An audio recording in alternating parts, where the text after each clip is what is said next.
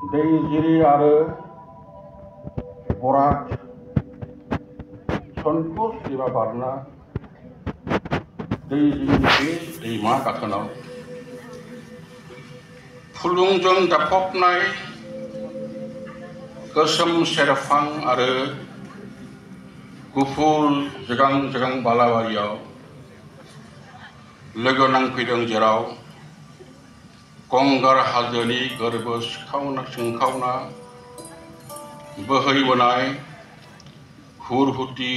नांगोल बायनाय आरो बिमा दै बेयावनो दै जिंनि बे बालाबारि गाथोनाव सिखार नों जारौ थाथासै नों गोदो उन्दुना नायहर हनै बेसेबां गेदें सेंग्रा सिख्लाफोरा लोब लोमसावफैदों मिनि बाला रंजादों गेलेदों नोंखौनो हास्थायना बे बालाबारियाव फै जारौ फै थांनाय समफोरखौ बावजोबनानै जों मोनसे गोदान मुलुग सोरजिनि जोनोम होनि बे बालाबारियाव आं मिथिगौ नों साननोबो हागौ आं जोबोद स्वार्थपर बेसेदि खास्रि बिस्रि जुनाद आखुजों सान्दां मादां सानजौफु समाव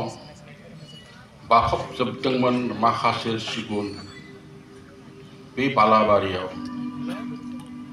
लाजिया फांजिया नोंनि लंथं देहानि सायाव मुलुगनि दावमा दावसायाबो मेगन फांथेदोंमोन लाजिनानै बाराबो दसे दिदोम थाथ'दोंमोन जोमै दाखिना अख्राङा खरगं लायदोंमोन आइ फै आफा फै हसिख्रावदोंमोन खाराव माराव अख्रां बेरगावलायजासे हसिख्रावनायजों आं बोरै बावनो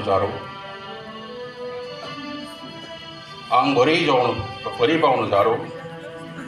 गोमसारदोंमोन सोरगिदिं सौग्राव गंगार हाजोआव नोंनि हसिख्रावनाया बोरै बुङोब्ला नों बुजि मोनगोन आंनि गोरबो सिङाव अर जोंनायखौ आं मिथिलिया होदावरि होना जारौ आंदि होसोबोदों नोंखौनो नागिरना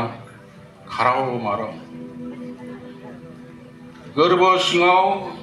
लाना बेसेबा सिमां सों नों जारौ बै बिमा दै गाथोनाव सों नों बै गंगार हाजोनाव बेसेबां गोजामोन आंनि सिमाङा गोजोन्थों।